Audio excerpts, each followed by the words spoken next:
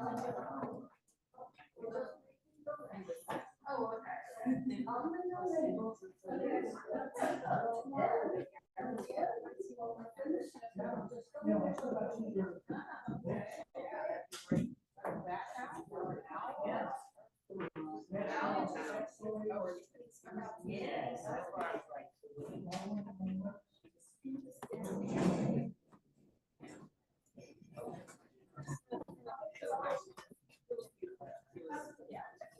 are all pretty well.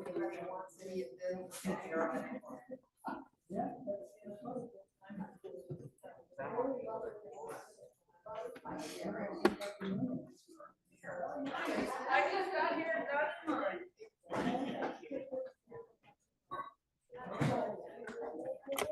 Testing, testing, testing.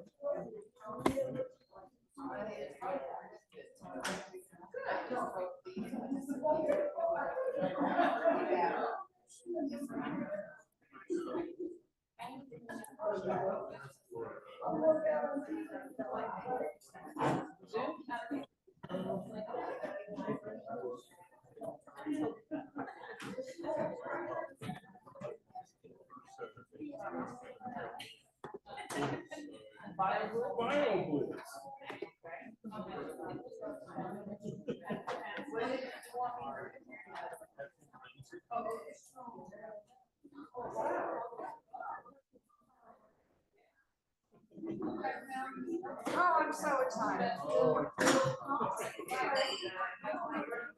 Hi. Look what we have. Yes. Oh my goodness. Here.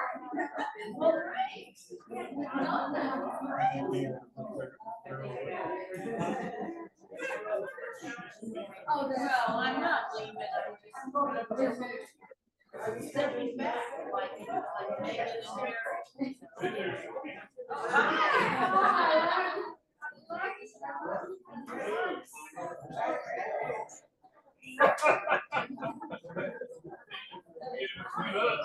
Oh yeah, you disappeared.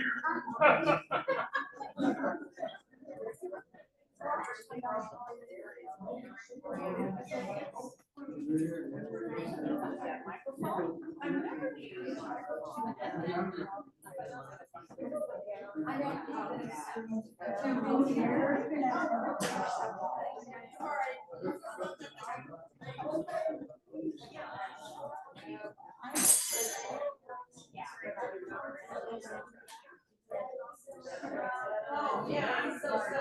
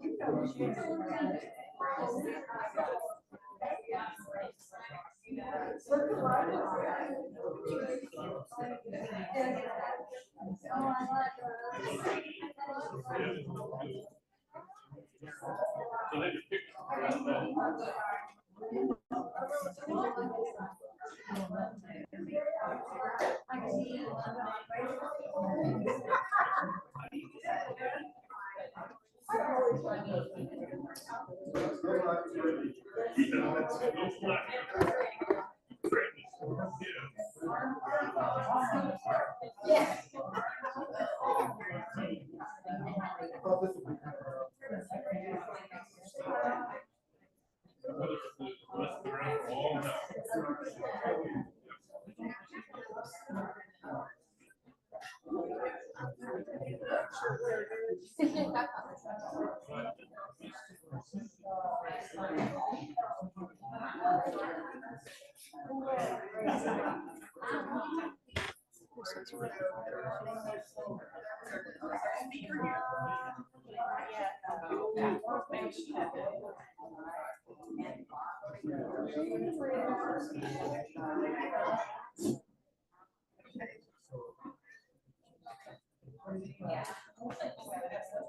I have to have this for the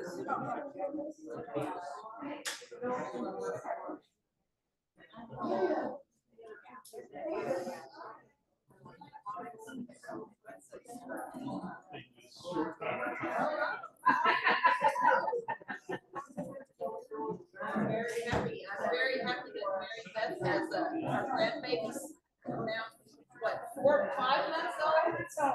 And she's had her back surgery, and so I'm out of here. Before something else.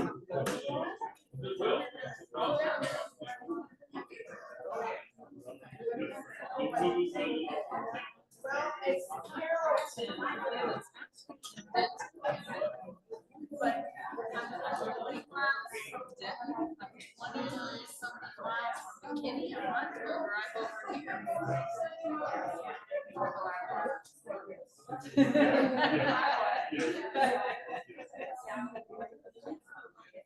And board meetings are things, so you don't have to be a meeting past president anymore. Oh, yeah.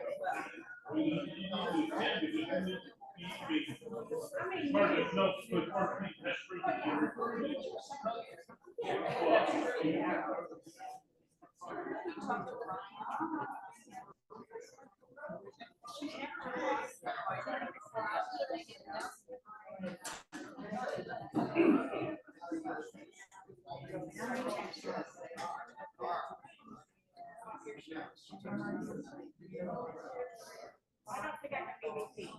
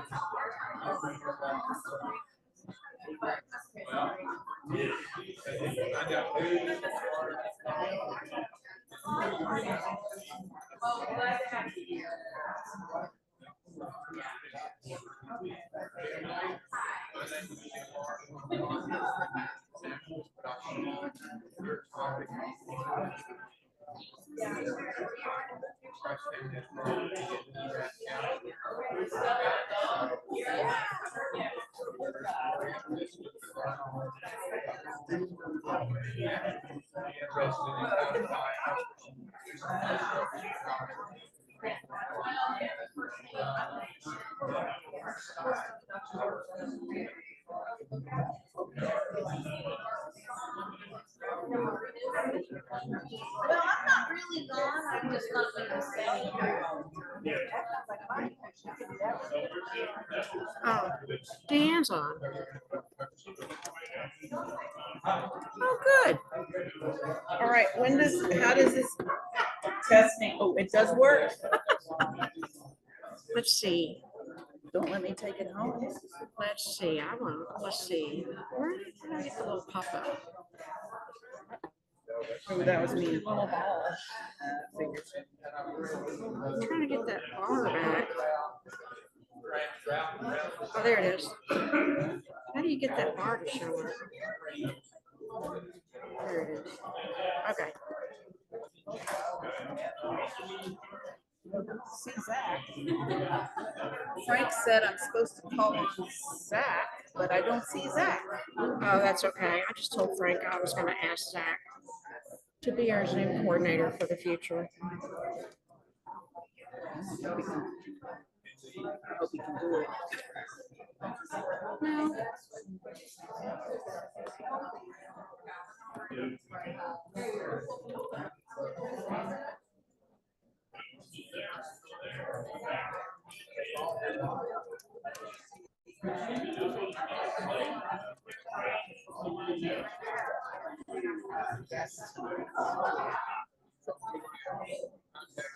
Well,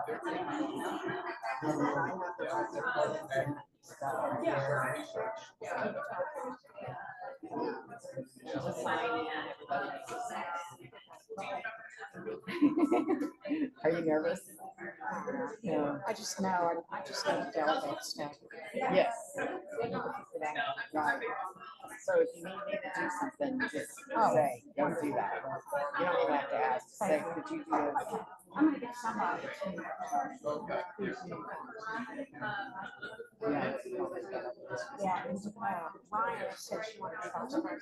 She just told me she has to be at school so much. So she couldn't come home. So we're looking for a vice president.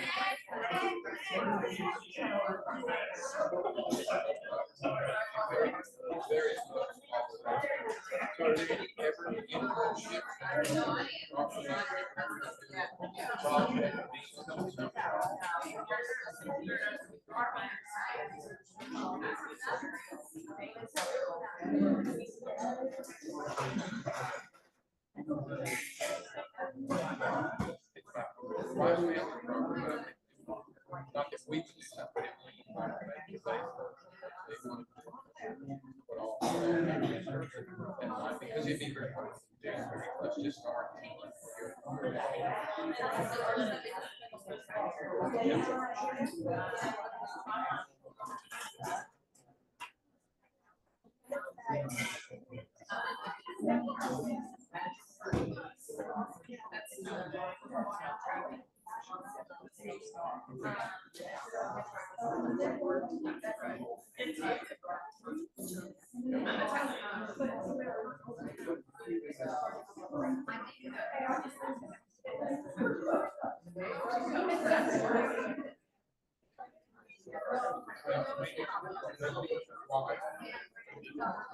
You're in touch with somebody out there and say,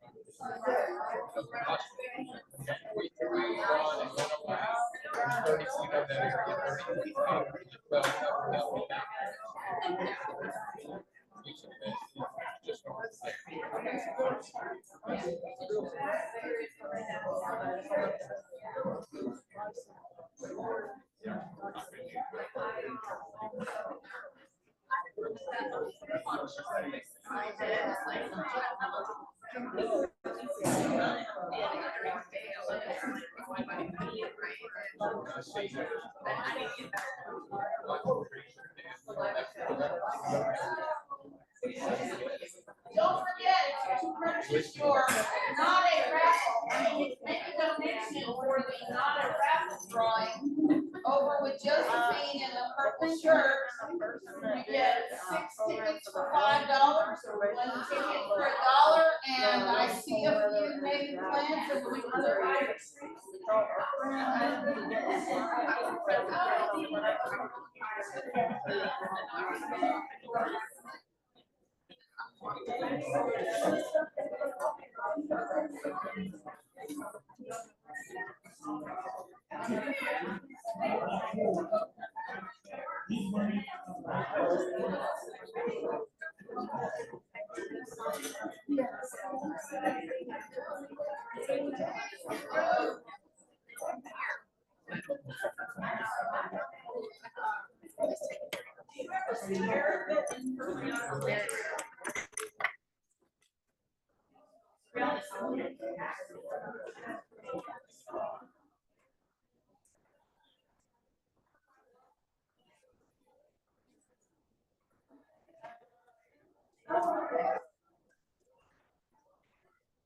Okay, is that it? Yep, it's gonna be the extended version, not the short version. Right, it's OW extended. Gotcha. Okay, I've got another slide I'm gonna show first. Right here. And you're in Mineral Wells, and you have an area. I cover 31 counties. Oh my gosh. My friend's, It gets busy. my friend's son is based in Cranberry, I think. I don't know. His last name's Redout. He's brand new. I don't know. Is he in our course Yeah, inventory? yeah. Group, and he just started? I think so, yeah. Okay. We kind of, think that he's office Cranberry. seems to be a, That's kind of vague, isn't it? well, no, it's not. That's our, the people that are in the Granbury office are primarily FIA, but they, unfortunately, the office seems to be a revolving door with people. So we just lost someone in that office going down. He went transferred over to Urban. And so now, like, we're waiting for, I have no idea if they hired someone else to this. Yeah, I figured if he got a job there, I figured it must be. That, unfortunately, that one is. I think it's mainly people get into FIA and then they don't necessarily like it. It's so repetitive. Like all you're doing is you go out and measure trains every single day and do the exact same thing every day. And you have, you're gonna stack up these of what all you need to measure. What watts. Yeah, I wouldn't want to do it. Okay. And also, yes, we would appreciate it if you sign the guest form sheet. It's not a form, it's just a sheet.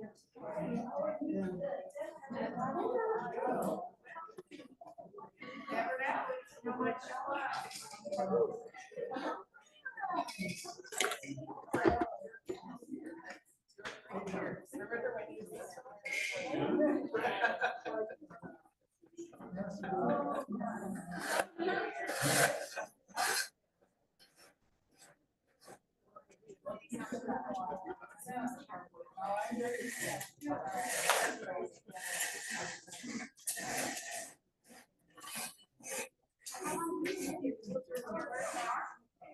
it going this year?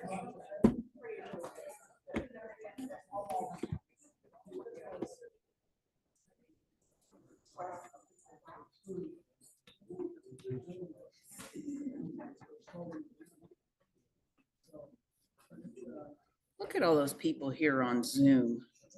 They said, hey, you're noisy. We have 24 on Zoom, counting us. So I'd say that, and well, and some folks are, there's 2 for 1, the Han comps.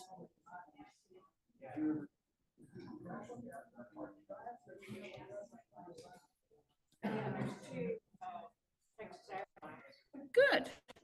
Ooh, my battery is running low. You might want to plug in your PC.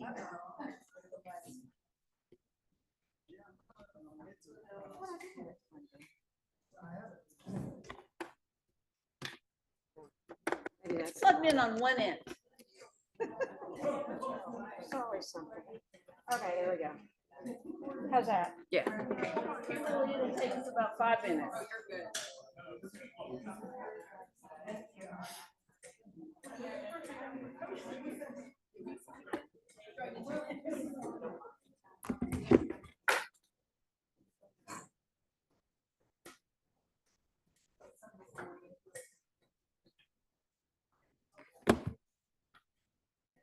Anyone who's here, if you've been waiting for your certificate or your recertification or milestone pins, and Carol brings them to every meeting. So please go check, see if your name is there. Right? Get those recertification and milestone pins so Carol doesn't have to keep bringing them back and forth.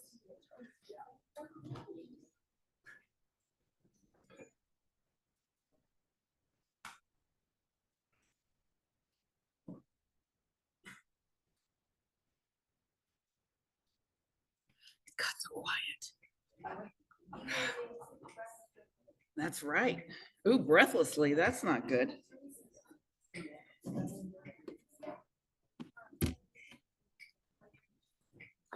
Welcome to the May 2024 monthly meeting of the Cross Timbers chapter of Texas Master Naturalists. Welcome to the 29 participants that are, oh, it's 30, it's going up like the stock market. The participants that are here on Zoom. And we're trying this new lavalier.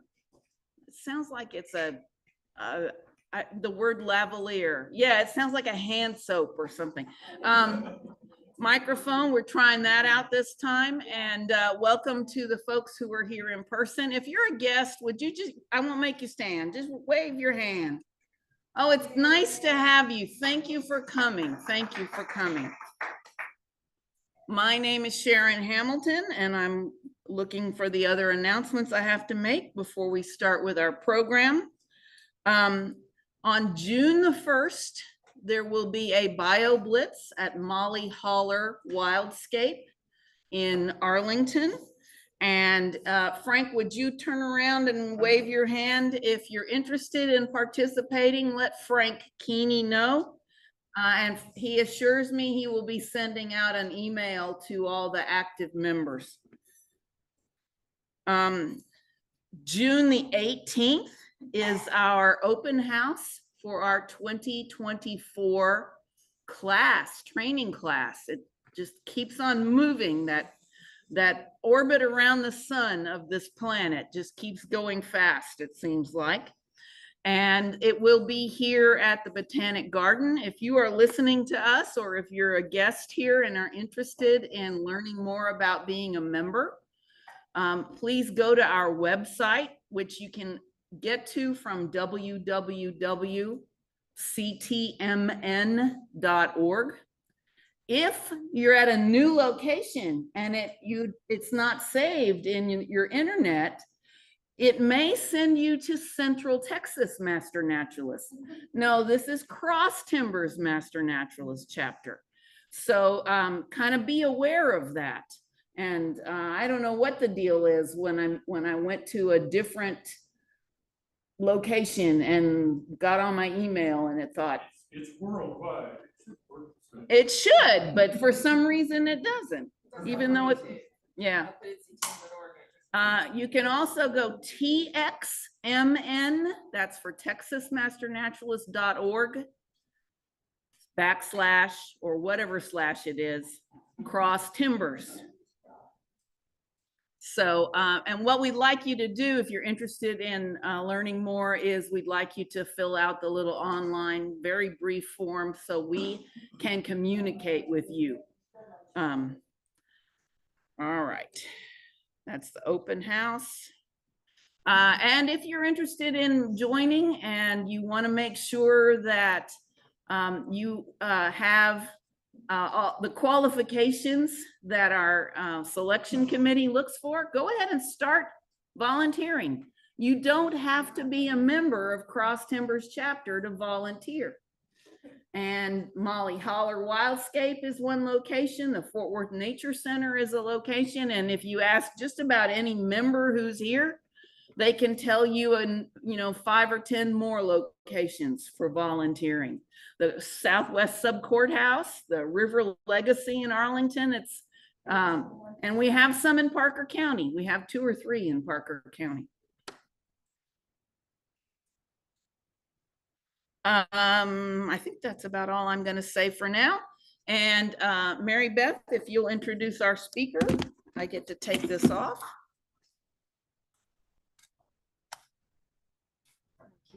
Thank you. This is, whoops. Hold on.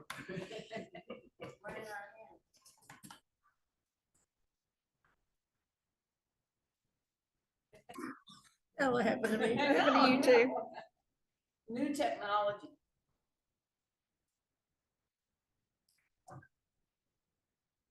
Okay. Move this off to the side. This is actually, Yeah, you gotta have it really close. oh, really close? Like there? How's that? Use the microphone. I'll just hold it. How's that?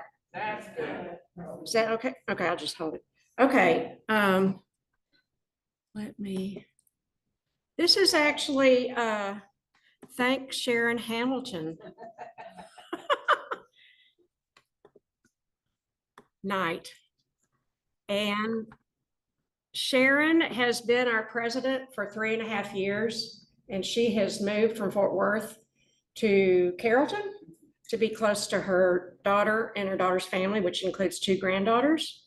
And I want to tell you something about Sharon. She'll be stepping down as president, and as vice president, you'll be stuck with me at least till the end of her term.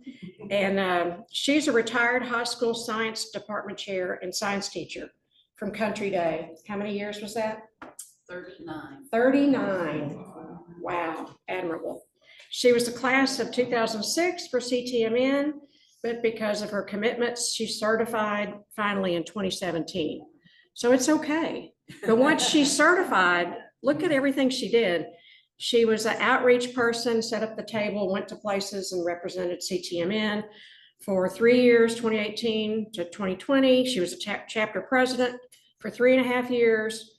She volunteered. She met her 100,000 hour volunteer mark last year in September. In 2023, I just looked at a snapshot. She volunteered 112 hours of administrative work as president. So there's a lot that goes on behind the scenes, and she kept us stable and well guided, and we followed all the rules.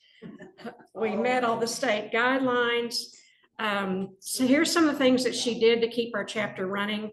She attended a once-a-month president's meeting with all of the presidents for Texas Master Naturalists. That was online, of course.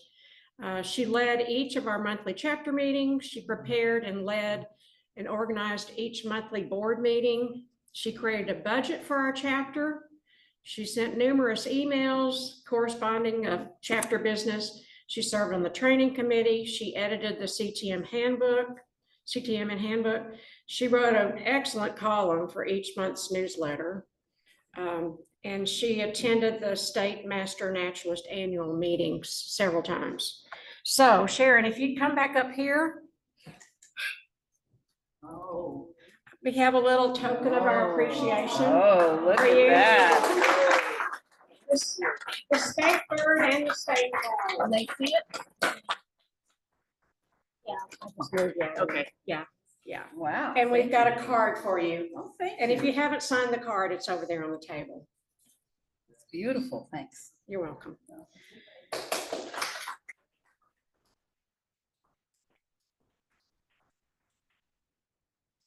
And we are going to, if I can figure this thing out, we are going to turn this over to Kimberlee Peterson. So glad to have you here.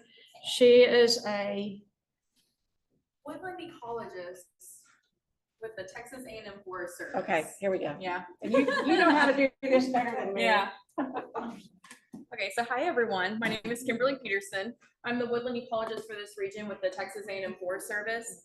I cover 31 counties here in North Central Texas, so nice big old area. I actually grew up not too far from here. I'm actually from South Arlington, Mansfield area originally. Now my office is in Mineral Wells. But I have a bachelor's of science degree in wildlife ecosystem sustainability. Play some tricks.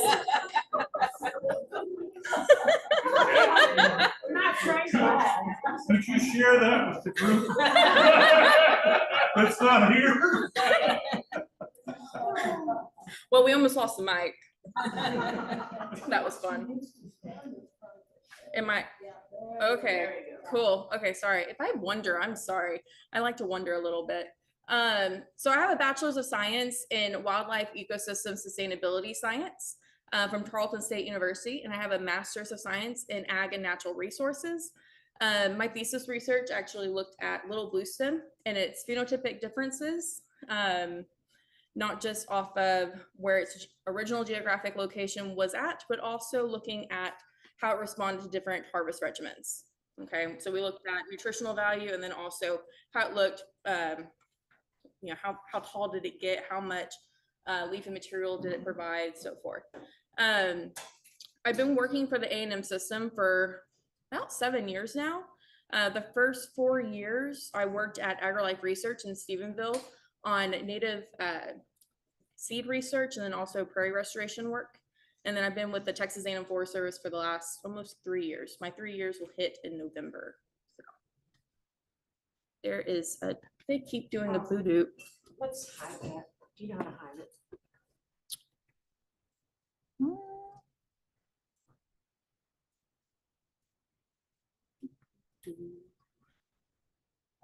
I don't know. I saw hide floating, keep going down there. Ah, okay, cool. Oh, look at y'all. They're so smart. Okay. So I'm not actually holding this thing. Is that okay with everybody? Yeah, that's actually really good because then people in here can actually see the coloring that I'm pointing at on the screen. And I'm sorry, okay, I need to stay in front of this camera is what y'all are telling me, right? I can move That's it what the around. whole, I can move the camera around. okay, There's a pointer if you need one. it's here. If it works. A little bit closer. Is that good? Yeah, okay, cool. All right, so today we're gonna be talking about oak wilt and we're gonna be talking about one, how do we identify it and how do we manage it? We're also gonna be going through some of the programs that Texas A&M Forest Service has. They're available for the landowners and kind of through our process in identifying it. The website below, texasoakwilt.org, is going to be a very useful tool for y'all. I highly recommend going there. We have a lot of different information on there on one, how to identify it, vendors that are qualified in identifying oak wilt and oak wilt treatment, as well as trenching. We also have videos on there, one of them being how to take a sample for oak wilt. and then how to submit that to the lab for a proper identification. So that right there is going to be very helpful tool for y'all. Okay. That don't work. Okay.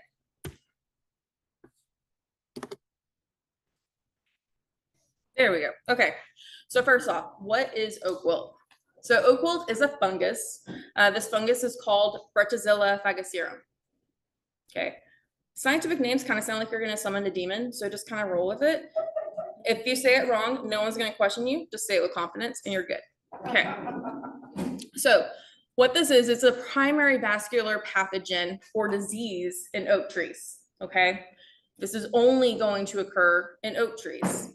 Okay, that's really important. I get a lot of people that freak out about their elm trees and some other species, thinking that it's oak wilt, when in fact it's not. It's in the name oak wilt.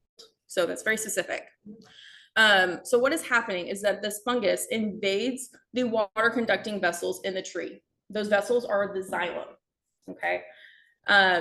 There's two different vessels inside the tree. The xylem moves water and nutrients up. The phloem is what brings sugars down. Okay, so what we're mainly concerned about is going to be the xylem. The oak wilt fungus never affects the phloem. Okay, so basically the tree is responding to that fungus by plugging up those xylem vessels and preventing the tree from being able to get water and nutrients. So it basically chokes itself out. Okay.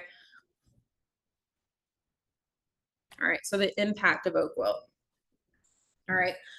Thousands of acres throughout Central and West Texas have been affected by oak wilt. Okay. Oak wilt can reduce property value anywhere from 15 to 20%. Okay. That is a huge percentage. So we want to make sure that we're staying on top of this. Okay. Whenever I'm out on a property and I identify oak wilt, I generally recommend that people be neighborly and let their neighbors know, like, hey, just FYI, we had a positive ID for oak wilt. You may want to consider having your trees treated, or you'll need to start looking for other options. Okay. Be the neighbor. You know, we're all Texans. We're all very friendly people, I think, sometimes. But we want to make sure that it all depends, right? But we want to make sure that people are aware and know this, because it does decrease property value so much, right? That's extremely important. All right. So where is oak wilt? So in the United States, you can see all those yellow highlighted counties. So that is the spread of oak wilt here in the United States. It's a pretty wide span. Okay. Here's oak wilt in Texas. So far, these are the counties that have been confirmed as of 2019. We have not added any new counties. Okay. This is really where it stands at the moment. How we end up adding these counties, we can't just go to a site and say, yep, you have oak wilt, and then add it to our nice little pretty map, right? We have to have a lab sample be verified. Okay, so we'll send a sample in. It has to be verified by the lab before we will add it to our list. Okay, because we really want to make sure that we're identifying it correctly and that we know for sure that there is oak wilt there, so that we can make those meet those necessary needs, right? Oak wilt was first detected in Texas in 1961. So it's been here a while. Okay. And just FYI, I get asked this sometimes, you know, are we going to ever get rid of oak wilt? Are we ever going to be able to, you know, eradicate it? No. We will be dealing with this forever. It is just something that we have to learn how to manage moving forward. Okay. All right. So what trees are susceptible? Okay. All oak trees are susceptible to oak wilt. Okay. Depending on the type of oak, that is going to depend, you know, what type of oak is, you know, they're going to respond to oak wilt a little bit different. So our red oaks, these are going to be the ones that are most susceptible to oak wilt. These are the ones that when they get it, they have 100% mortality. Okay. And they also play a very unique role in the spread of the disease. We'll go into that a little bit further. But what they do is they create what we call fungal mats. Again, we're going to go over what fungal mats are in a little bit. White oaks. Okay, so these are going to be like your bur oaks or your post oaks. These are going to be more resistant to the oak wilt fungus. Okay, for some reason, we don't exactly know why, they're able to better compartmentalize themselves against the fungus. Okay, that doesn't mean that they can't get it, because they can most definitely get oak wilt. It's just not something that we really ever see. Okay, so if you told me that your post oak has oak wilt, I'm going to go to something else way before I go to oak wilt. Okay, because we just don't really see it out in the field. Live oaks. These are going to be intermediate in their susceptibility to the fungus. Okay, however, live oaks will graft their root systems together. So they play a very important role in the spread of the fungus, because let's say you have a live oak over here, and then 50 feet away, you have another live oak. Okay, those roots can be grafted together. Okay, and they can spread that fungus through the root system. It's not in the soil, it's in the root, pass it over to the next tree. Okay, so that's how we've seen the vast spread of oak wilt, especially in Central Texas. Okay, for some reason, people here in the state love their oak trees, especially their live oaks. People are very, very protective of their live oaks. But unfortunately, we have oak wilt here. Okay, and unfortunately, live oaks can pass that fungus through the root system by grafting those roots. So it's really important to think about. Okay. All right, so just to show you, this is kind of how you can see the difference. So the tree that is still alive is that more resistant post oak. The tree that is dead is going to be the susceptible live oak. Okay, just to kind of give y'all an image. That post oak looks perfectly healthy, right? So they just are able to compartmentalize themselves a little bit better against that fungus. And so they basically just stop it from being able to spread throughout. And again, we don't exactly know the reason behind this. Science hasn't been able to figure that out, but we know that they're able to do that. All right, so how is oak wilt spread? So there's two different ways, but the above ground way, or the long distance way, is going to be by these sap feeding beetles, okay, that carry the fungal spores. Okay, so the fungal spores are then picked up on certain infected red oaks. Okay, and that's very specific, certain infected red oaks, and then carried to fresh wounds on another species of oak. Okay, these little tiny little sap feeding beetles are extremely tiny. So that picture on the left, that's a dime. Those two little tiny dots, that's the beetles. Oh, wow. Okay, so extremely tiny, and there is a wide span of these species. Okay, it's a genus of beetle that does this. Okay, it's not just one singular species, it's going to be a whole group of them. Okay, in one single genus. The picture in the middle is what is a fungal mat on a red oak. Okay, only red oaks produce fungal mats. Okay, it's extremely important. But what the fungal mat is basically just an area where that fungus reproduces. Okay, and then those fungal spores are picked up by that beetle and again are moved over to that fresh wound on an oak tree that hasn't been painted. That's why you always hear people say you need to paint the wounds on your oak trees. This is why. Okay, so I do want to touch on the whole certain infected red oaks. Okay, it all depends on when that red oak was infected. Okay, if the red oak starts to die in spring, early summer, it will not produce a fungal mat the following spring. Okay, because the fungus cannot handle heat.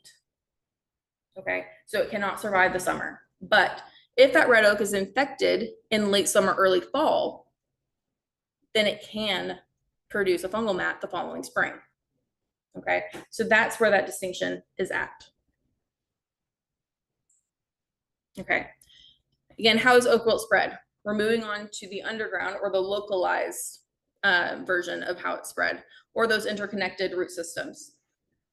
Okay, so this primarily occurs in live oaks, but live oaks can also graft their roots to red oaks. Okay, so that's how that can also get spread over to your red oak tree. Okay, on average, the rate of spread is about 75 feet per year. Okay, this is going to heavily depend on how much precipitation we get. Okay, so the more precipitation we get, the more it spreads. We've had a lot of rain this year, haven't we? I mean, I'm not going to complain. We really need it, especially after the last few years of drought. But we will probably see a lot more spread of this fungus over this year because of all this rainfall. Okay, so that's something we need to keep in the back of our minds. So in the bottom right photo, I don't know if everyone over here could see it, but that's just showing you those grafted roots. Okay, just showing you how they've kind of been combined together. Okay. I also want to touch on this live oak mott. So let's say we started on with oak wilt on the right-hand side of that mott, okay? Eventually that entire mott is going to be dead, okay? That mott is actually one tree, okay? It's going to be one mother tree that has then sent up shoots, and that's what creates that mott. So they're all connected by one root system. They're all one tree, okay? So even if it starts on one side, it is eventually going to kill off that entire mott, okay? That's something to keep in mind. All right. So when we look at oak wilt in live oaks, okay, we're going to see rapid defoliation. We also see death in about 3 to 6 months. We see that spread from adjacent trees. Okay, so whenever I go out on an oak wilt site visit, I'm looking for a pattern of mortality. Okay, so if I've seen some live oaks over here that have already died and I kind of see a pattern going on, it's a pretty good indication that we're dealing with oak wilt. Okay, they do not produce a fungal mat. It's extremely important. I get so many phone calls from people saying that my post oak or my live oak has fungal mats. They cannot have a fungal mat. Okay, it's only your red oaks. Okay, without treatment, live oaks have a 5 to 50% survival rate. That's extremely low. Okay, your leaf symptoms are going to include veinal necrosis, vein banding, tip burn, and marginal necrosis. Okay, veinal necrosis is going to be the most common. Okay, that's what you see here in this picture, where that vein color is going to be like a rusty red. There's going to be somewhat of a yellow halo around that red, and then the rest of the leaf is going to be green. Okay, this kind of goes through some of those other symptoms that you're going to see. On the left, you're going to see tip burn. Okay, so you notice that the tip of the leaf is going to be burned, right? It's going to be that nice crispy brown. On the right-hand side is going to be the vein banding. Okay, problem with the tip burn symptom. This is also a very common symptom for drought stress. Okay, unfortunately, this last year's drought and heat was causing perfect veinal necrosis on trees. Further south, I have a coworker down in the Kerrville office. She found a live oak that had perfect veinal necrosis. She had it tested, ended up just being drought stress. It tested negative for oak wilt. Okay, so depending on the year, those foliar symptoms are not an obvious sign. Okay, it got to a certain point last year that I was recommending that people had a sample sent to the lab and get a positive ID before they made any other steps. Okay, oak wilt is expensive to treat. Okay, and if you can hold off a little bit, I would hold off. Okay, that's my opinion. I'd much rather spend $35 on having a test run than thousands of dollars for treatments. Okay. All right, oak wilt and red oaks. Okay, so these are typically going to maintain their leaves and then they defoliate. Okay, they're going to hold on to them. Okay, it's not going to be an immediate drop like how you sometimes see during the summertime when the leaves turn brown and then they just drop off. These are going to hold it. Okay, it's also going to be a fall red, not brown, but fall red. And it's going to be happening during a time of year that you don't expect it to be that color. So if you start seeing fall red color on your red oak, you're looking at possibly oak wilt. Okay, you're also going to see flagging. Okay, what flagging is if you look on this right top photo, okay, one area of the canopy has started to turn that reddish kind of color. Eventually another area of the tree is going to turn that reddish color. Eventually the whole canopy turns it. Okay, so that's what's flagging. It generally starts at the top of the tree before it moves down. Okay, so that's another indicator. If it started at the bottom, it's possibly something else. Okay, on average for red oaks, death in about 4 to 6 weeks.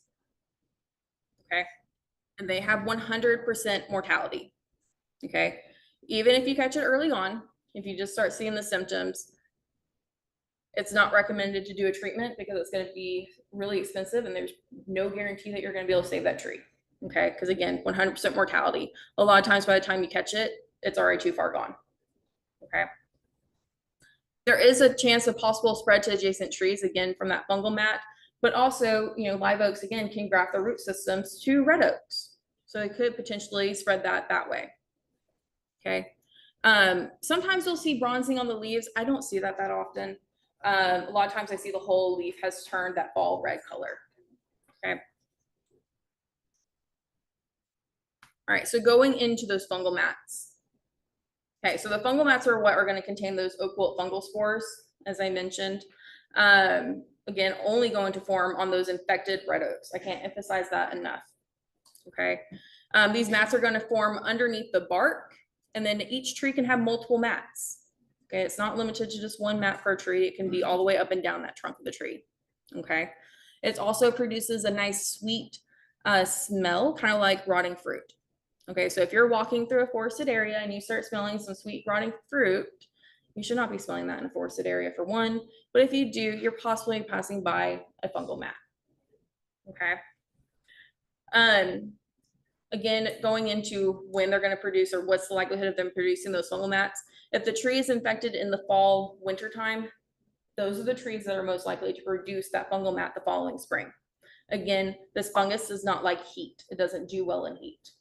Okay, even during the summertime, a lot of times we find once it starts getting really hot, that fungus starts moving further down into the trunk of the tree and even into the root system. It doesn't like to hang out up in the canopy of the tree where those branches are really thin, because it just gets too hot up there.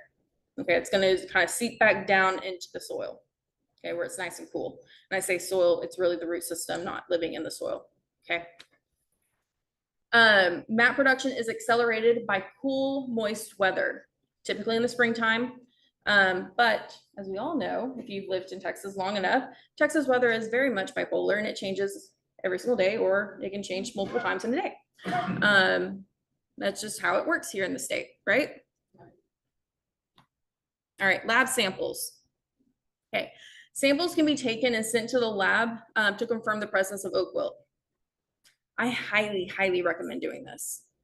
Okay, if I am available, I am more than happy to come out and take a sample for you. You're just responsible for shipping that sample after I take it.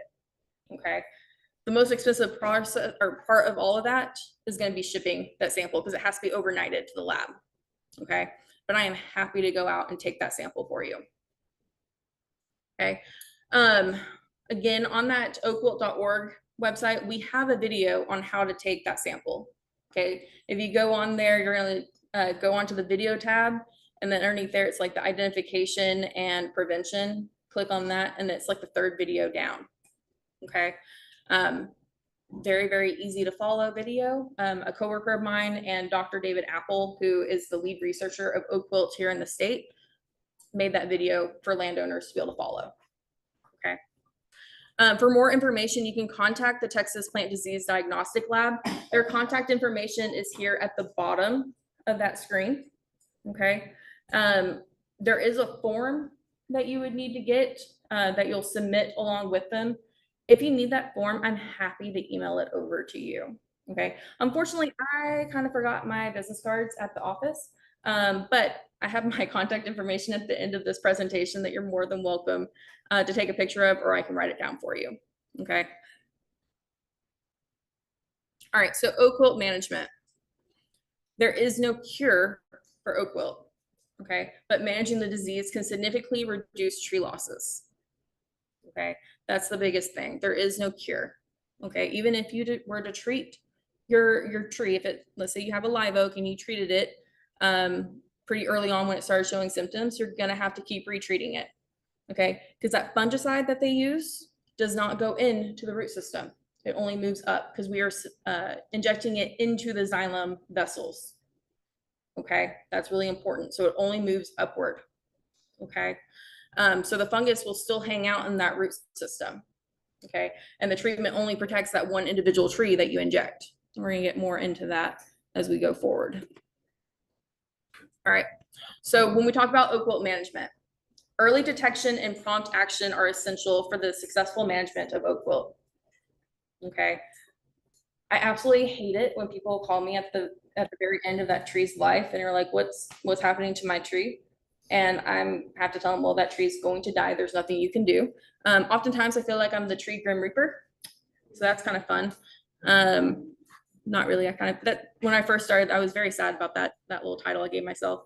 But the 4 key management practices when we talk about oak wilt is going to be prevention, planting other trees, trenching, and then the fungicide injections. Okay. Whenever I say planting other trees, I mean planting other species other than an oak tree. Okay. If you know that you have oak wilt in the area, please don't plant an oak tree, especially not right back in the same spot. Okay. Unfortunately, there is an HOA in the Dallas area that I had a landowner call me and ask me what he was supposed to do because they have oak wilt and they keep having to replace that same tree over and over again because the HOA has a guideline that says that the tree in their yard has to be a red oak and it has to be planted in that exact same spot because this HOA wants a specific look. So that is something to think about. So if you know that you have oak wilt, please don't plant another oak tree. Just go with another species. There's a lot of other wonderful species out there that you can choose from. All right, pruning. Okay, this is extremely important. Okay, peak beetle activity and fungal mat production occur in the spring.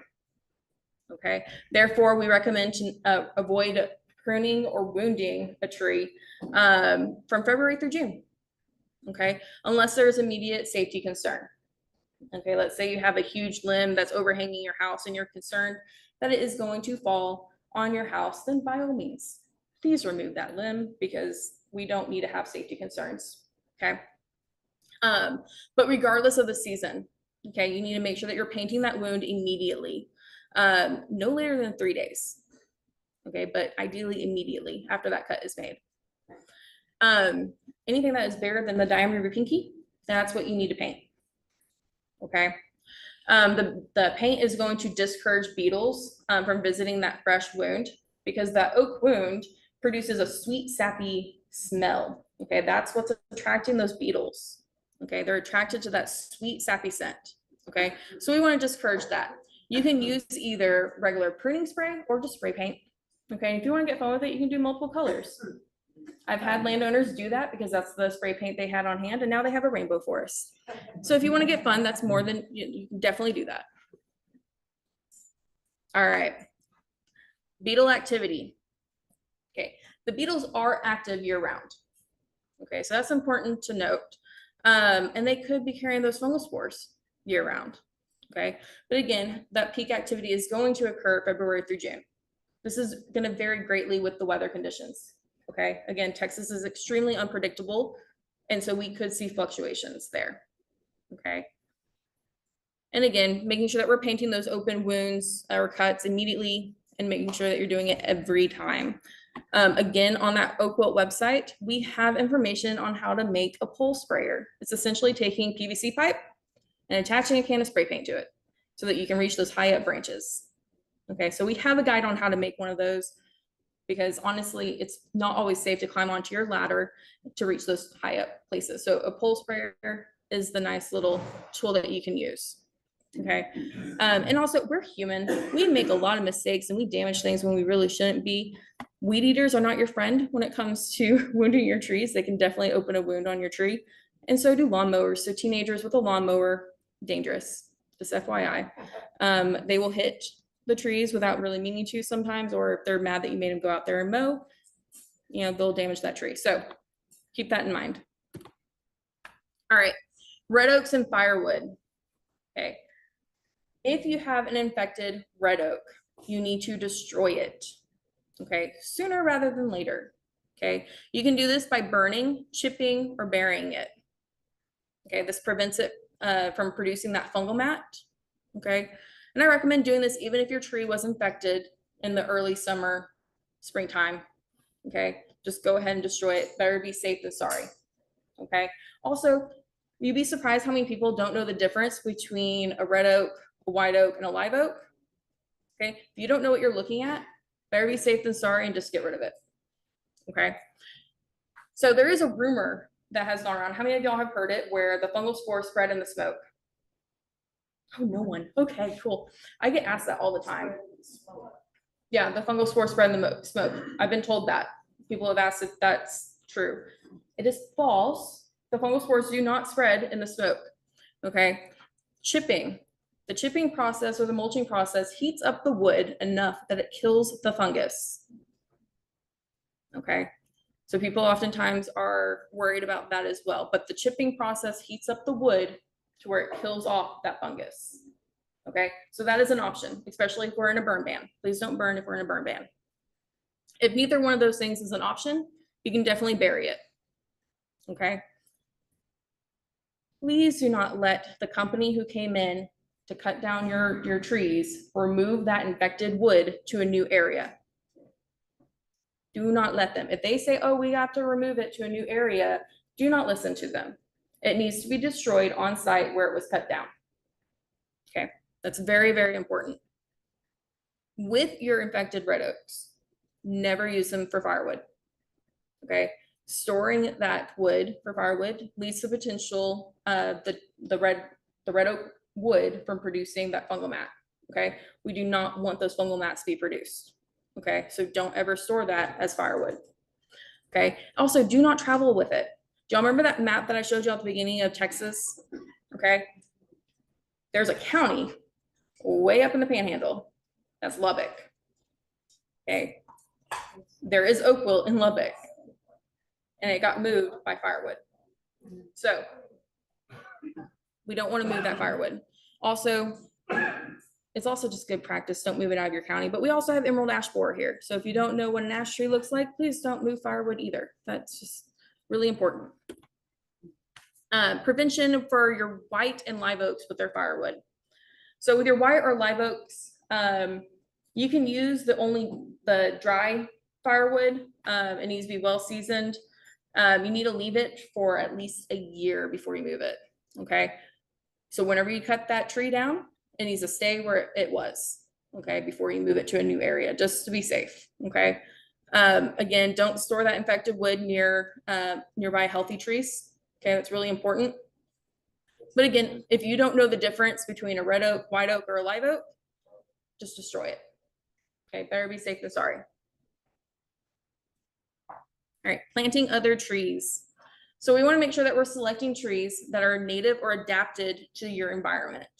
Okay, these are going to be the trees that can tolerate our extreme temperatures and weather conditions.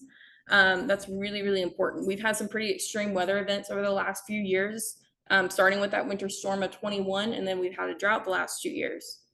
Okay, our non-native trees that require a lot of water are not going to be able to handle that as well. I have seen so many magnolia trees dying west of here. Okay. I haven't gotten so many calls in the Fort Worth area, but definitely west of here, I'm getting tons of calls about magnolia trees dying. So just keep that in mind. We also want to make sure that we're not planting trees that are going to be invasive or detrimental to our local environment. Okay. How many of y'all love Vitex trees? Not this group. Not this group? Oh, cool. Okay. So okay, so many people love Vitex, huh? I like them on the highway. They're very, very pretty. Okay, I will give y'all that. I don't necessarily have a distaste for them if people understand that they can be invasive. You know, they're extremely drought tolerant trees. They do really well in our environment, but whenever you get them into an urban area, for whatever reason, people in urban areas love to overwater. And so that's when they become invasive, is whenever you give them too much water. Okay, if you're not familiar with it, they're actually native to the Mediterranean area of the world. So, I'm sorry, I didn't hear what tree you talked Vitex. about. Oh. It's that really pretty one that has purple flowers. Very popular in urban areas. We also want to make sure that we're choosing trees that are suitable for the space available. Okay, so right tree, right place. This is extremely important. Okay, we want to make sure that we're providing that tree enough room not only to grow up, but out. Okay, I had someone ask me a question about their pecan tree on what they should do because someone decided it was a great idea to plant a pecan tree within 3 feet of their house.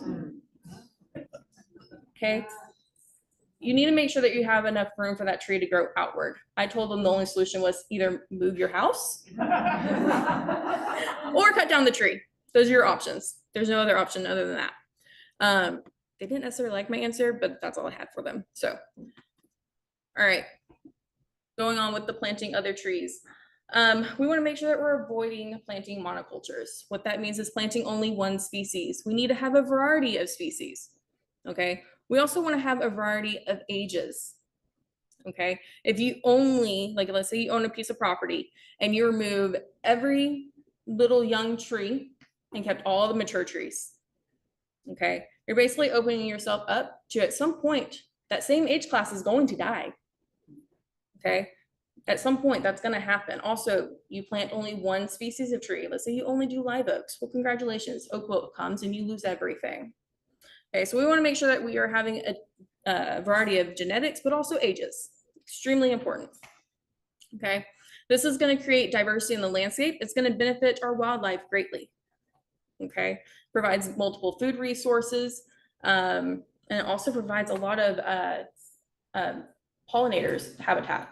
Okay, there's a lot of species out there of trees that provide are basically larval hosts for a lot of our butterflies and our moths. So it's really important to remember. We also want to make sure that we're avoiding wounding any oaks during planting. So if you do plant an oak, try to avoid wounding it. If you are having a house built somewhere and there is equipment everywhere, try to not, try to put it like a fence around those trees a little bit, just so that, the equipment doesn't accidentally ding those oak trees. That's extremely important. Okay. So again, that texasoakwilt.org website is down there. I highly, highly recommend going onto that website. We also have county maps on there where we show some oak wilt centers. We put a 1/4 of a mile buffer around those centers, so you can't figure out where that home is at, because privacy. But we don't have a map available for Tarrant or Dallas counties. Okay, and the reason for that is that I have to be contacted to go out and map those oak wilt centers, and I oftentimes don't get contacted. So if you notice that, hey, there's no map for Tarrant or Dallas County, it's because I wasn't contacted to go out and map those centers. And if I don't have that data, we can't make that map. Okay. All right. So planting other trees, oftentimes people ask me, well, what tree should I plant? I often send them to this tool right here. It's our Texas tree planting or Texas tree selector guide. Very, very helpful. Okay. You can go on there. If you type in Texas tree selector into Google, it will pop up. It should be the very first thing that pops up. You'll click it and then you'll go to this page. If you click on custom tree selector, you can choose different attributes that you're looking for. Okay, so it's very helpful. It narrows it down to what you're looking for, not what I like. Okay, because what I like, I've learned a lot of people don't like. So people have a huge distaste for cedar elm because of the seed that they produce. I happen to really like cedar elm. You also need to know that bur oaks produce huge acorns. A lot of people don't realize that, but I've been asked, is a bur oak a good tree to plant near my driveway? And I told them no, because you're going to have hail damage. So that's something to keep in mind whenever you're choosing a tree, is what type of seed do they produce? How big are they going to get? And all of that you can select that in this lovely little guide. All right, so the best time to plant a tree here in the state is going to be in the fall. Texas Arbor Day, I forgot to change the date. That date is wrong, obviously, because it says 2022. Texas Arbor Day is the first Friday in November. This year it is November 1st. Okay, that is the best time of year to plant a tree here in the state. Okay, the reason why is because we don't typically get cold enough here for the soil to freeze. Okay, this excludes 2021. Okay, excludes 2021, but we typically do not get cold enough here for the soil to freeze, so it allows for the root system to be able to get better established before our hot, droughty summers. Okay, ideally, you should not plant a tree here in the state after March. Okay, I know that every single lawn and garden center is packed full of trees this time of year. Okay, don't listen to them. Your tree will die, I promise. Or else you're gonna have to baby it even more so. So if you're wanting to plant a tree or a shrub here in the state, definitely do it in the fall. Anywhere between Halloween and Thanksgiving is optimal. All right. So this right here, that kind of just walks you through what you would see whenever you select that custom tree selector. So you would select what county you're in and then fill out what attributes you are looking for. And then after you've selected, it provides you a nice list okay, based off of those attributes that you chose, okay? It also provides nice little pictures. All right, trenching. Okay, the goal for trenching is to halt the spread of oak wilt through the root system. Okay, so it's breaking up that interconnected root system to stop that spread. Okay, trenches, in order to be accurate, to be able to actually be useful, they need to be placed a minimum of 100 feet ahead of the disease.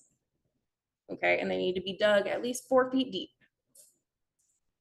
Okay, it does not matter the width of the trench, only matters the depth. So say you have extremely rocky soil, you can get a rock saw, as long as it goes down 4 feet, you're good. Okay, sometimes you'll have to go deeper depending on the site, but generally about 4 feet is adequate. Okay, what this is doing again is severing all of those root connections. Okay, that has to happen to be effective. Okay, so on this slide, you can see in this picture, we have the orange dot is going to be the diseased tree. We've gone 100 feet past that drip line of that tree. Okay, it's not the trunk of the tree, it's the drip line of that infected tree. We go 100 feet out. Okay, and then we encompass that entire center. Okay, 100 feet out from that one tree. Okay, so whenever I go out, I will mark my center going around the drip line of all those trees that are affected. And I go back to my office and I draw a map going 100 feet out, so that way it's accurate. Okay. Okay, so trenching again. All right, so whenever we go out, we're going to determine that disease perimeter, as I just said. We're going to be looking at those visual symptoms. Okay. We then locate that trench a minimum of 100 feet away from the last diseased tree. Okay, that's a really important, the last disease tree, not the first disease, the last disease. Okay, equipment choice is going to vary depending on the site characteristics. Again, if you have extremely rocky soil, you can use a rock saw. Again, it does not matter the width of that trench, only the depth. Okay, the depth is what is important. Okay, you can even backfill that spot, that trench, with the same soil. Okay, so you don't have to worry about bringing in new soil to fill in that trench line. You can refill it exactly with the same soil, because all we're worried about is cutting up those root systems. Okay, so sometimes people will also opt to push down all their oak trees within that trenched area. This is called roguing. Okay, this basically helps increase the root damage, essentially the root severing, by pushing over those trees and then up, like pulling up all those roots from the soil. Okay, it just kind of helps break up those roots even more. Fungicide injections. Okay, these may be used to protect your highly valued trees. Okay, your best candidates for the injections are going to be your healthy, non-symptomatic trees, your non-symptomatic live oaks, or your red oaks as well. You can do preventative treatments on your red oaks. Up to 75 feet to 150 feet away from that symptomatic tree. Okay. Again, injections do not stop the spread of the fungus through the root system. It only protects that one individual tree that you had injected. Okay, so let's say you have a nice little wall of oak trees right here that you've injected all of them. That doesn't act as a barrier. Okay, it can keep on going. Very important. All right. With the fungicide injections, we oftentimes recommend doing the macro system. Okay. Success of this is going to depend on the level of the infection. So if your tree was had been showing symptoms for a long time, you know, was already starting to degrade, there's a chance that these aren't going to really work. But the earlier you catch it, the better. Application rate is also going to make a difference in this. If you only do a little bit of fungicide when your tree actually needs a lot, so proper measurement of the tree's diameter is going to be really important here, because that's going to tell you how much chemical to use. Okay, and then also injection technique. Okay, that's really important. Also time of day. It's best to do this during the morning, and it's also best to do this on a sunny day.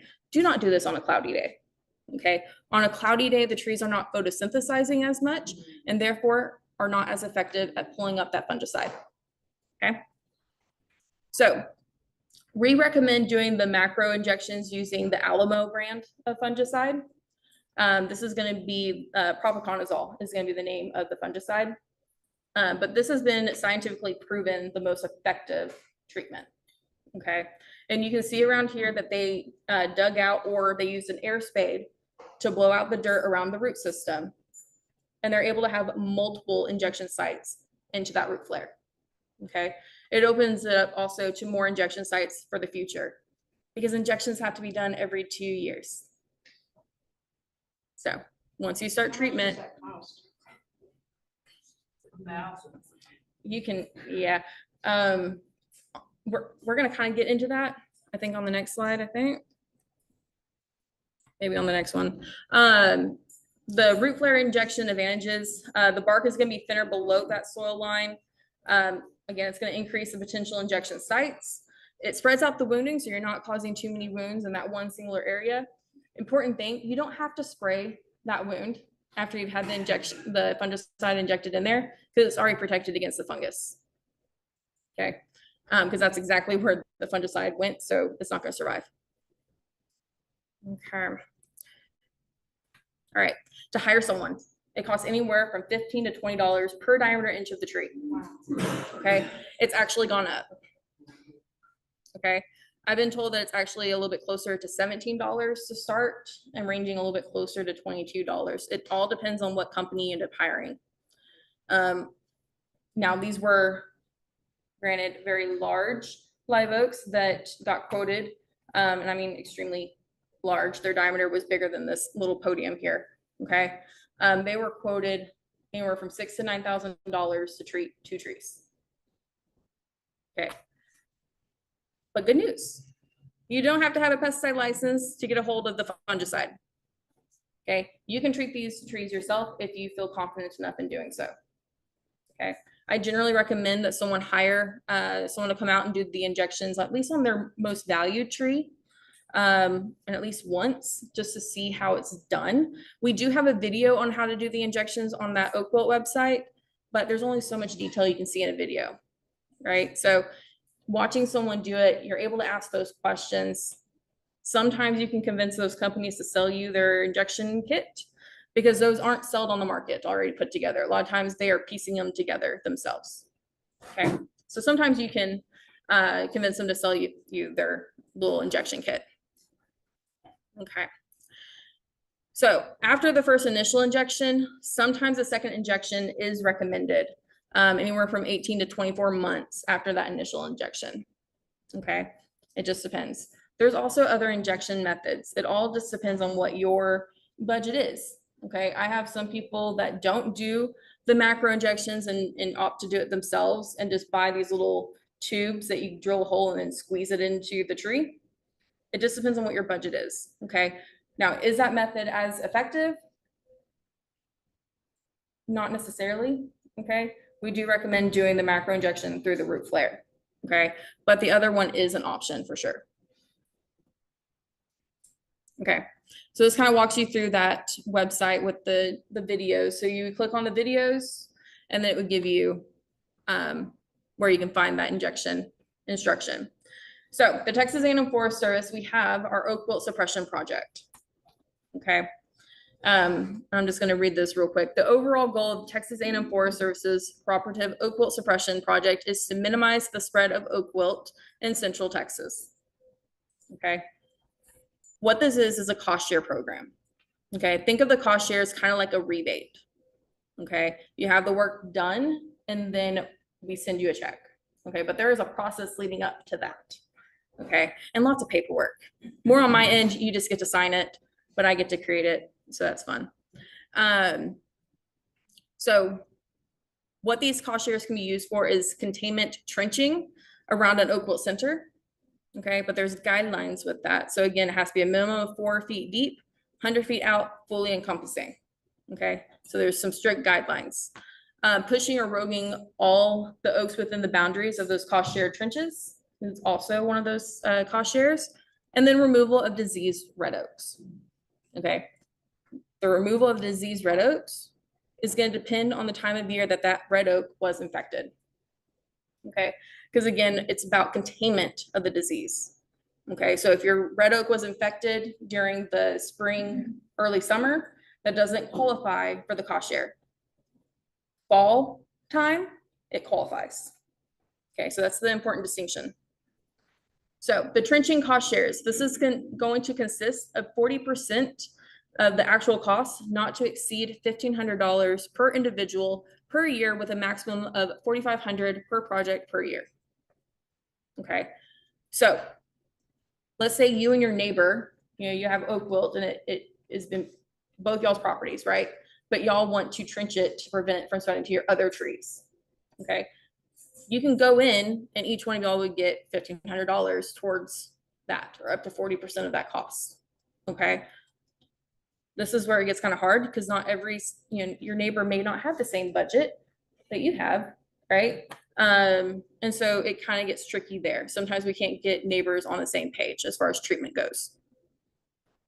All right, as far as red oak removal cost shares, again, this is going to consist of 40% of the actual cost, not to exceed $750 per cooperator per year. Okay, I know it's not very much, but at least it's something. It helps cover at least some of those costs. For the trenching, that can cover, rental of equipment, and even also, hiring someone to come and do it. If you hired a company to come and trench, but it does cover the cost of renting that equipment. All right, so the following criteria are required to qualify for the cost shares. So complete containment of the disease center, relative isolation of the disease center from the other disease centers, high potential for fungal mat formation. Again, this is going to be your red oaks, and then compliance with the Cultural Resource Preservation Act. Okay, so we get to go out and do cultural resource trainings every so often. And if we find evidence on your property that that area is a cultural resource site, meaning there's evidence of Native Americans having used that land, like they have broken clay pots, or we find an area where they used to cook their food or anything like that, then it is considered protected and we cannot trench in that area. Okay, and this whole process will end up sending, we'll have a cultural resource check done. So we send all your information down to Austin, and we have nice little files that even if we didn't find evidence, we have it in our system to check. Okay, because we want to make sure that those areas are preserved and protected. So that is a federal law. Yes. How far can a big mature old growth oak put its roots out? At least 100 feet past the drip line, at least. 100 feet past what? The drip line, The drip line. at least. That's why we say we say 100 feet out for the trench, because they can easily go 100 feet. And then on average, the fungus spreads in the root system about 75 feet per year. So we want to try to be ahead of that fungus. Does that make sense?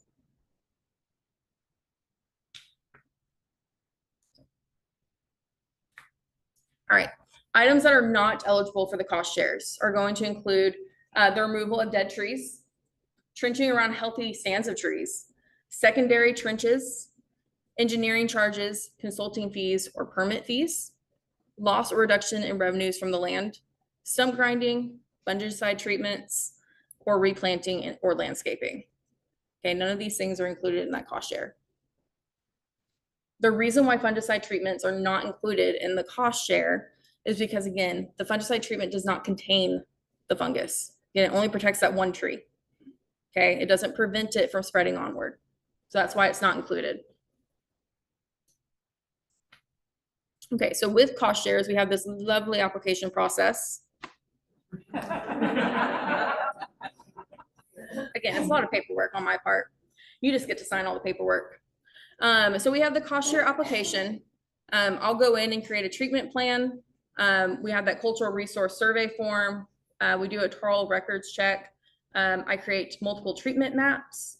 We make a general location map, an underground utility waiver, essentially saying if you have underground utilities, you already are waivering that out. The cultural resource acknowledgement form, and then a W-9 tax identification form for your future reference. Okay, Oak Wilt resources. So these are all of our offices that do oak wilt in this area primarily. Again, my office is in Mineral Wells, but if you have, you know, let's say you have property down in the Waco area, your person would be in Hamilton, okay, or anywhere else. These are all of our offices in our regions that coincide. All right, so whenever I go out and do an oak wilt site visit, okay, we're looking to identify if it is even oak wilt. Okay, that is a huge step. So we're looking at the pattern of mortality. So we're looking at foliar symptoms as well, and then possibly taking a sample. Okay, if I cannot say for certain that it is oak wilt, I will generally guide you towards getting a sample taken before you move on to your next steps. Okay, because I'd rather you spend the $35 on a sample and a lab test than jumping right into the thousands of dollars for treatment. Okay. Then we go in and we discuss the management options. We talk about planting the other tree species. We talk about possibly injecting the oaks with the fungicide treatment. And then we also talk about possible trenching. Okay. A lot of times I don't jump the gun if I'm not certain that it's oak wilt until I know for sure. Okay. So I want to have a positive lab test before I even start talking about those other options, because they can get extremely overwhelming very fast for a lot of landowners. Especially when they're losing their trees, they get very emotional about it. All right, so again, we're gonna sit there and we're gonna identify those oak wilt symptoms. I'm gonna be walking around people's property, looking at those foliar symptoms, but I'm not just looking on the tree itself, I'm also looking on the ground, especially with those live oaks, okay? Live oaks will oftentimes hold that veinal necrosis pattern even after those leaves drop and turn brown, okay? It's gonna look a little bit different. Instead of being a nice green leaf, the outer portion of that leaf is going to be a tan color, but the vein is going to be a dark brown. Okay, so you can still sometimes see that pattern of veinal necrosis even after that leaf has fallen on the ground. So if I'm out there on your property and I'm not necessarily looking in your tree, I'm looking on the ground, that's why, because you can still see those foliar symptoms once those leaves have fallen. Okay, when we talk about trenching, okay, I'll talk to you about like where's the best place to put that trench. Okay, again, it's a minimum of 100 feet. Okay, so I've had a landowner ask, well, can I go further than that, because I know that my septic system will run in that area that you want to trench. Yes, you can most definitely go further out. Okay, you have to go at least 100 feet to qualify for the cost share program and 100 feet to even be effective. Okay, but if you want to go further, you can definitely do that. Okay, especially if it's going to bypass some of your more expensive fixes, right? So you can see here on this map that was made for this treatment map, the red outlines that oak wilt center, and then the blue dotted line is going to be that trench line.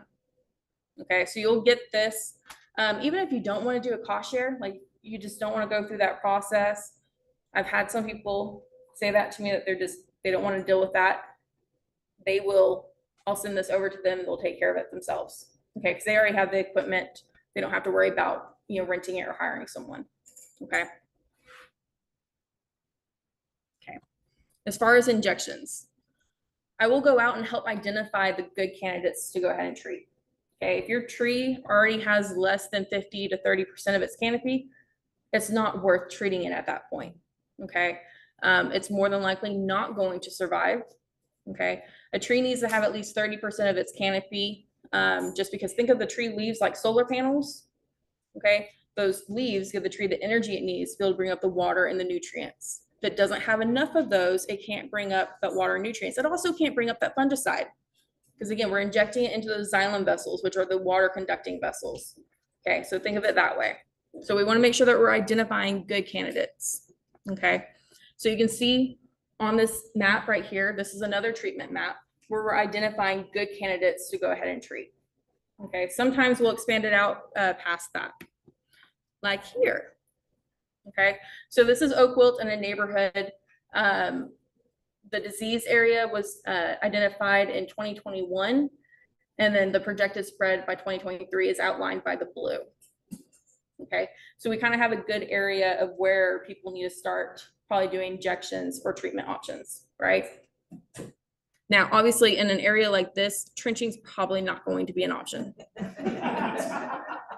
So But you'd be surprised, there is actually a couple of communities down in the Austin area where they did trench all throughout the neighborhood, and that was just kind of a mess. But all the neighbors came together and were like, we're gonna do this because we want to stop it. But that is a whole nother ballgame. So most people, again, neighbors don't like spending lots of money, especially if it's not in their budget. All right, does anyone have any questions for me? If you need it, my contact information is up here at the top. Again, I completely forgot my business cards. I normally keep them in my pocket and I completely forgot them. So you're more than welcome to take a photo of this and text me or call me or email me. I'm fairly easy to get a hold of. This QR code right here takes you to our link tree. There's different links on there that you can go to from that link tree website. And then we're also on social media on Facebook and on Instagram. All right. Any questions? I Yes. have two from online. One is, this person said, I have learned about mycorrhizal fungi, and does that help as a defense at all? No. Mycorrhizal fungi are going to help the tree, especially during droughty times, and encouraging the root growth. It's not going to stop the fungi, because this oak wilt fungus, it's the very unique pathogen. Okay, because your tree can be perfectly healthy, 100% healthy, never been stressed, is good to go. Oak wilt can come in and kill that tree. Okay, I had a landowner in Glen Rose that had a 300-year-old live oak, perfectly healthy tree, killed it in a matter of months. So mycorrhizal fungi are not going to be effective in preventing this. Okay, the second question is, with planting a different species of tree, is the benefit from this mainly cost related or biodiversity based or both? Both. Repeat the question Oh. for the Zoomers. Yeah, the question was, is planting a diversity of trees, is that, financially beneficial or Biodiversity or based or both? biodiversity based or financial, or both? And the answer is both. Okay. One, we want to have an increase in diversity just so that we have a healthy ecosystem, and also so you don't lose every single one of your trees in case we have another extreme weather event or pathogen come through. And then also financially, okay, if you were to go in and keep planting an oak tree in an area that had oak wilt, you're just going to keep reinfecting, and you're going to have to keep dealing out that money to deal with it. Yes. Yes, sir. On my property, we had several, probably 20 live oak hell died, all except one. Is there any, think maybe the acorns, is there no reason that God exempted? I mean, I don't know why, it's in root contact with other trees. I can't imagine it wasn't. It's such close contact. So you think the acorns would grow live oak that was not susceptible, perhaps, or any research Okay. on that? The question was, is if, after live oaks have died off, if their acorns would be able to have some sort of defense against oak wilt, is how I understood that question, correct? Yes. Okay. No, they won't. Yeah, unfortunately, I don't see that happening.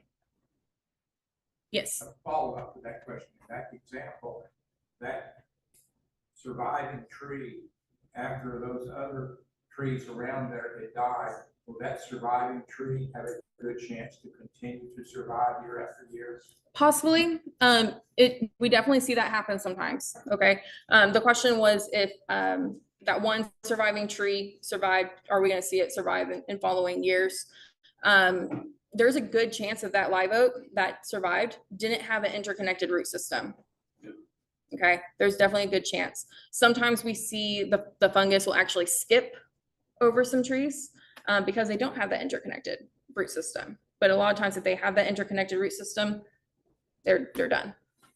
Following up again, so it's more that it didn't get infected by either of those transmission methods, rather than that it had this super immunity, so that the disease skipped over. Yes.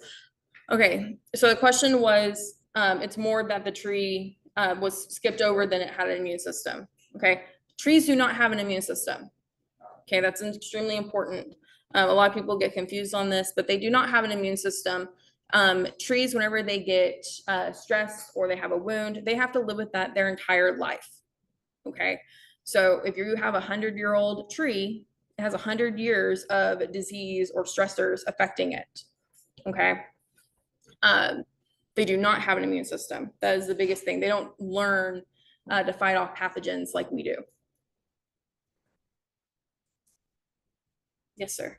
The virus that kills the trees and the roots, the tree dies. It's an open, it's a live oak tree. Theoretically, we can chop it up, burn it, it's dry a year or two later. It's okay. How about the virus that's in the roots in the ground? What happens? Can you go plant another oak tree there with that kitchen? No. So the question was, if you have an infected live oak tree that you've then cut down and you've kept the wood there and stored it before you burn it later on, can you plant a tree back in that same spot where that stump was? And the answer is no, because there's no guarantee if you were to dig up that stump that you're going to get every single root from that live oak out of the soil. Okay. Sometimes it can take a while for those roots to die off. Also, again, they could be grafted to other areas and be getting, nutrients from the other trees as well. The virus will maintain its validity in a Mm-hmm. Yeah, that's why a lot of times when people say that, they had an oak tree that died in their yard and, they want to replace that tree with another oak, why I tell them to not do that. Because there's a chance that, one, you didn't get all the root system up, and that new tree that you planted, that new oak, will graft its roots to the old root system and then get the fungus. So we've seen that happen multiple times. What does the fungus live on? What nutrients does it need? It doesn't need the tree to be living? It does. It needs the tree to be living. Oh, it does. I don't necessarily know if we know what inside the tree it's using, other than possibly the sap. But I mean, it's clogging up the tree. Yeah, Okay. I was just wondering that root system. I don't know if we know the answer if it's utilizing something, but it does need the oak trees to survive. It's part of its cycle, its reproductive cycle. And what kind of research is being done on this? Repeat the question. I was asked what type of research is being done on this. So I know that the Texas A&M Forest Service, in some of our offices down south, they're testing out trapping protocol with the beetle, but it's probably gonna be a long time until we do anything like that up here. And it's not really to control the population of this beetle, again, because there's multiple species of this beetle. It's just one genus. What we're trying to do is learn more about the beetle and its habits throughout the year, is really what we're targeting. As far as, what other research is being done, I don't know. Dr. Apple is the primary guy that does all the research on oak wilt, and he kind of goes back and forth on if he's retired or not. I don't know if he's decided. He's retired, I think, like 5 times now. So yeah, I honestly, I don't know. That's a good question though. I'm actually going to see him tomorrow because we're teaching an oak wilt class this week for arborists here in Texas. And so it's that way they can get qualified to identify and treat oak wilt. So we're doing that down in Glen Rose over the next few days. Okay, So, thank you. yes. What percentage of the canopy did you say would determine whether you did injections or not? Okay. The question was, what percentage of the canopy would determine if I would recommend doing the injections or not? Anywhere from, if it's less than anywhere from 30 to 50%. 50% is there. I would, if it's less than 50%, I would be not as likely to treat. Okay. Because another thing is that even let's say you have 50% of your canopy left. Okay. You treat it, it survives. That's as good as your canopy is ever going to look. Okay. So that's where my mind goes. Is it even worth it? Okay, because that's as good as your canopy is ever gonna look. Not only is the fact is, if it doesn't have enough canopy, it's not gonna be able to bring up the fungicide, but also, is that really how you want your tree to look? Okay, or would you like a denser canopy? Okay, so that's something to take in consideration. Is it worth your money and worth your effort to treat that tree if that's as good as it's ever gonna look? I can't answer that for you. That comes down to what your values are and what you wanna spend your money on. So if it's lost 30% and past 70%. I'd recommend treating it. Yeah, and so the question was if it only lost 30% of its canopy and still had 70% of its canopy left, I would recommend treating it. I think that's still a good canopy to treat. Yes, sir. What's your sense of professional tree trimming companies that are reputable companies, qualified, certified, that are aware of these practices, good practices? Actually use it. Okay. That was a very long question, so I don't know if I can fully repeat that, but basically, my brain's not working. I swear I had caffeine just now.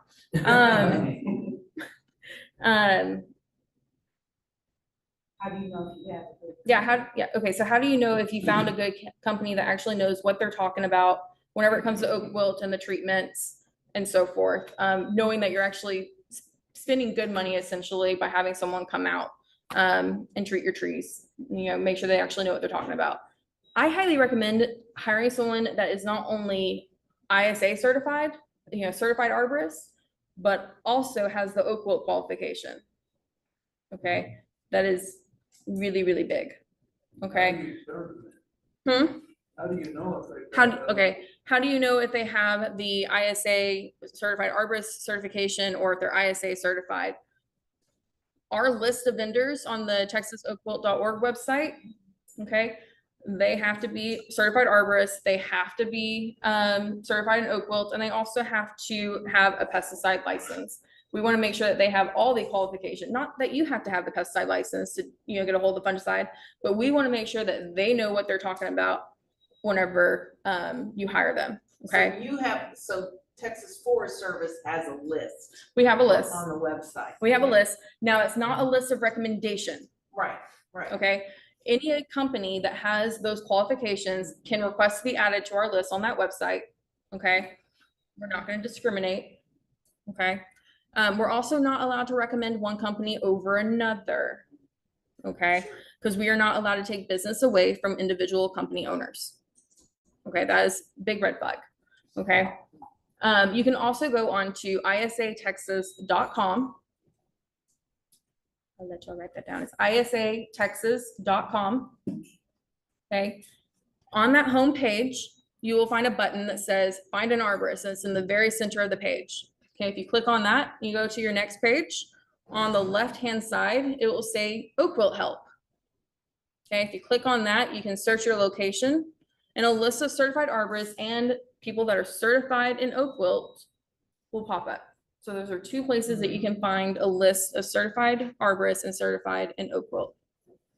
Okay, yes, sir. Are there any rules or regulations in Texas on when arborists certified or not certified can be cut down for? Okay. The question was, is there any regulation in the state for when arborists can prune oak trees or cut down the oak trees? The answer is no. There are some cities that have restrictions, but not every single one is going to have that. Okay. I know Austin has some pretty strict restrictions, but it is on a city by city basis. But no, there is not a regulation there for the state. Also, unfortunately, arboriculture is one of the only fields, or one of the few fields that does not require a license to have a business or to to work on trees. In Texas. Anywhere. Anywhere. It's one of the only ones. You do not have to be a certified arborist to have a tree company. You can, on a whim, decide that, oh, I'm going to start a tree company. Not that you actually know what you're talking about. Okay. So I highly recommend to not go onto Facebook to look for recommendations for a company. I recommend going to either isatexas.com or the texasoakwilt.org website. Those are, I can't recommend the certified arborist enough because they have to have a minimum of 4 years experience. If you have a college degree, your degree and 2 years of field experience count. Okay. You then have to take a nice, lovely test. You have to keep up with your continuing education credits. You have to follow an ethics standard, just in my opinion is a big deal. They have to follow an ethics standard. Okay. And then to be Oak Wilt qualified, you have to be a certified arborist, and then you can sign up to take our Oak Wilt qualification class either in Glen Rose or down in the Fredericksburg area during the summer. So Glen Rose is generally in May. The Fredericksburg one is generally in June. What's the cost of that class? For the certified Oak Wilt, what's the cost of the class? I think it's around $200, maybe a little bit more. So I don't know. I don't pay for it.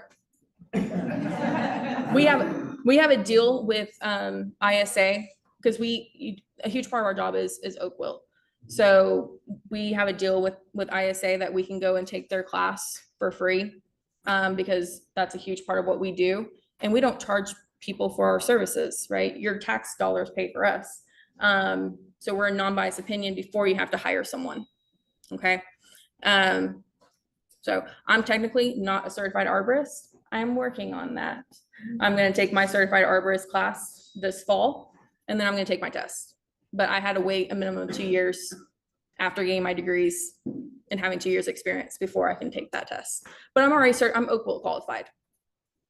So, because we're allowed to jump the gun. Again, we're a state agency. We get to bend the rules a little. So, any other questions? Thank you. Cool.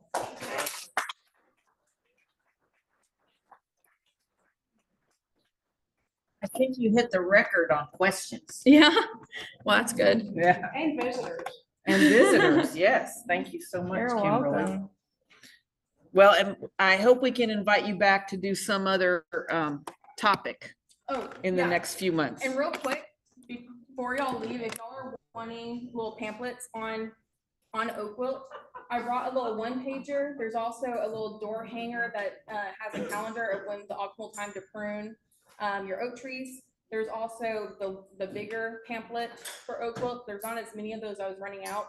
But also, if you're wanting information on emerald ash borer and to know more information on that, I also brought some of those pamphlets as well, because that is something that we are dealing with here. And we've added 5 new counties to the list this year so far. So Thank you. you're welcome.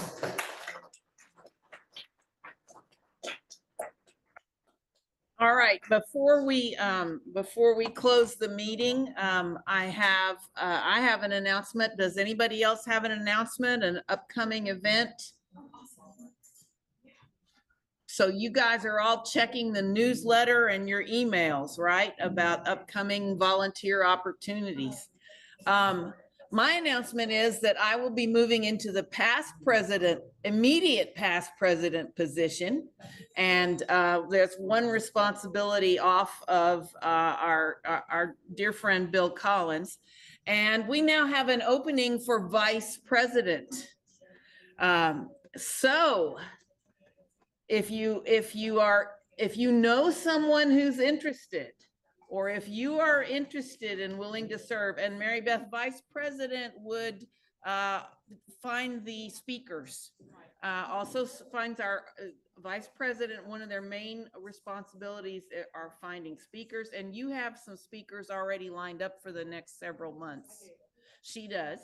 Also serving on the board, that's a Zoom meeting, and that qualifies for volunteer hours. And serving in place of the president, but Mary Beth doesn't get to leave till at the earliest after December. So please let me know, Sharon Hamilton, or you can email president@ctmn.org, and I hope that goes to Mary Beth now, Frank, and she'll get it to me. So love to have some newer folks on our board. We have 2 chocolate cakes that say thank you, Sharon, on them. They're chocolate with chocolate mousse filling. So please have some cake. Take some home. We don't want anything left here tonight. And thank you, Sharon. Do I need to read some numbers? Oh, here's how the raffle's going to work tonight. If you donate a donation, now don't stomp on anyone, don't stomp on anybody. Please come and get a door prize. Let me stop it. Thank you.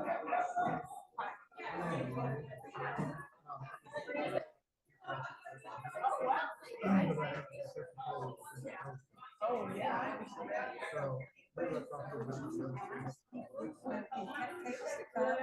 Is that what? What you will need to do is and then we need to make sure you probably have not entered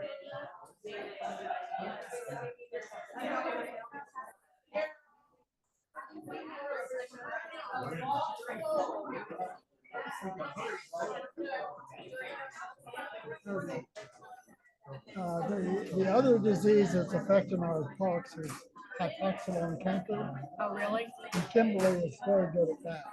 Okay. So, We need to get her information on that. yeah, Don't we? she would be good. Okay. I need to know what that is. Sure, that'd be great. Because I know we have it in Robinville Park. I have 5 trees. I know what kind. So that's another thing. I think so. Yeah, I'm worried about my live oaks, but what can I do? Just put trenches in. I've got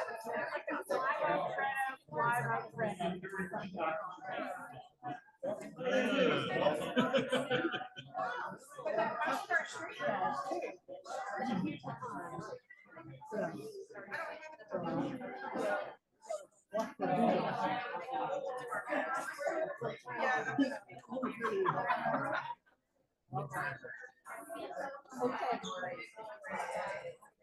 Trying to figure out, here we go.